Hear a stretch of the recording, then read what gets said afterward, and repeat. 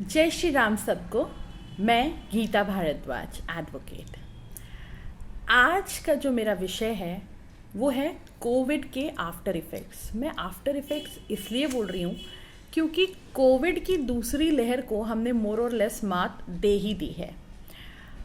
कितनी मौतें हुई वो हम सब जानते हैं, उसका हम सबको अफसोस है। जिसके घर से गया है वही उसका दुख जानता है, लेकिन हम केवल अफसोस कर सकते हैं।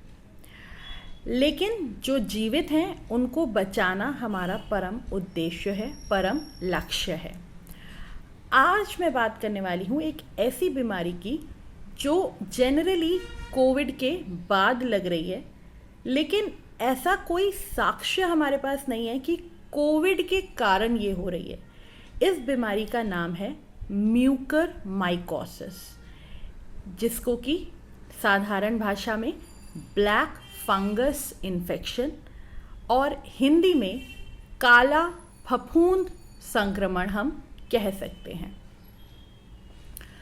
जब हम बात करते हैं ब्लैक फंगस इन्फेक्शन की, तो ये एक ऐसा इन्फेक्शन है जो आपको कहीं से भी लग सकता है। यानी कि यदि आपके कोई कटा हुआ घाव है, वहाँ से ये फंगस आपके शरीर में घुस सकता है। आपके नेज़ल पैसेजेस यानी कि नाक से ये फंगस आपके अंदर घुस सकता है, और आपके मुंह से ये फंगस आपके अंदर घुस सकता है। अब एक बार अगर ये फंगस हमारे अंदर घुस जाता है तो ये अपूरणीय क्षति करने में केवल 48 घंटे लगाता है। जी हाँ, 48 घंटे यदि ये फंगस हमारे शरीर में ग्रो कर गया तो उसके बाद जीवन को बचाना मुश्किल हो जाता है।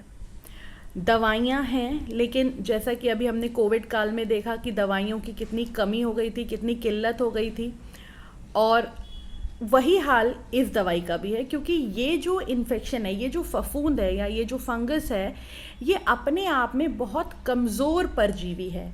यानी कि ये यदि हमारे शरीर में घुस जाए और हमारे शरीर की रोग प्रतिरोधक क्षमता अच्छी है तो ये हमारे शरीर का कुछ नहीं बिगाड़ सकता।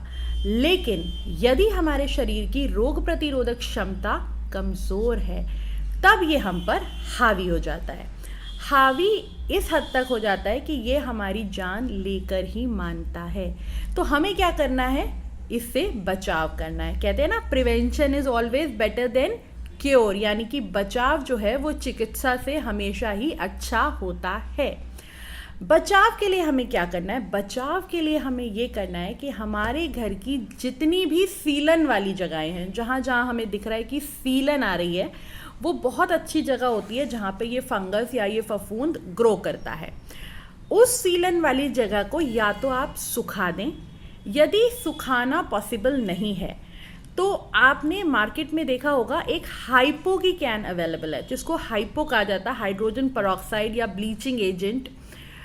वो कैन आप ले आएँ और उस लिक्विड को 1:3 के प्रोपोर्शन में, अगर दीवार है तो 1:3 के, यानी कि 1 ढक्कन वो लिक्विड और 3 ढक्कन पानी, वो उस दीवार पर डालकर 10 मिनट के लिए छोड़ दें और उसके बाद सूखे कपड़े से उसको पोंछ दें।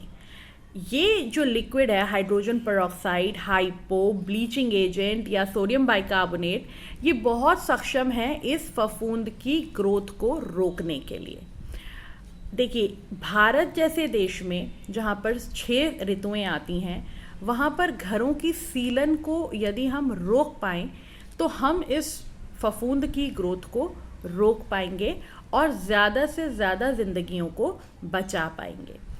एक महत्वपूर्ण बात जो मैं आप लोगों से करना चाहती हूँ वो ये है कि यदि आपको आँखों से डबल दिखाई देने लग जाए, 2-2 दिखाई देने लग जाए, या किसी किसी की आँख बंद हो जाती है और यहाँ पर काले रंग का कुछ ग्रो करना शुरू कर देता है, या फिर ये नेज़ल पैसेजेस जिनको हम साइनसेस कहते हैं, ये भरे भरे से लग रहे हैं, भरे भरे से लग रहे हैं, या दर्द हो रहा है या यहाँ दर्द हो रहा है, आपको इन लक्षणों को इग्नोर नहीं करना है। आपको केमिस्ट से दर्द की दवाई, ज़ुकाम की दवाई लाकर नहीं खाना है, सीधे दौड़ना है अस्पताल। अस्पताल यदि आप जाएंगे तो वहाँ आपकी कुछ जांचें की जाएंगी और जांच के माध्यम से उनको ये पता लग जाएगा कि काला फफूंद का संक्रमण है, ब्लैक फंगस का इन्फेक्शन है, या फिर कोई नॉर्मल कोल्ड एंड कफ है, या फिर कोविड भी है। इसीलिए आप सबसे मेरी करबद्ध प्रार्थना कि काला फंगस, ब्लैक फंगस इन्फेक्शन को हल्के में ना लें। ये बहुत ही निर्दयी परजीवी है, 48 घंटे के अंदर इंसान की मौत कर सकने में सक्षम है। यदि आपको ज़रा से भी लक्षण लगते हैं, फ़ौरन अस्पताल जाइए। घर की साफ सफाई पर ध्यान दीजिए। Hydrogen peroxide, hypo, bleaching agents या सोडियम बाइकार्बोनेट से अपने घर को साफ करते रहिए। जहाँ पर भी हल्की सी सीलन आपको लग रही है, उस सीलन पर हाइड्रोजन पेरोक्साइड ज़रूर डालिए। इसी आशा के साथ कि आप मेरे बताए सुझावों पर अमल करेंगे और किसी भी लक्षण को हल्के में नहीं लेंगे। जय हिंद, जय भारत।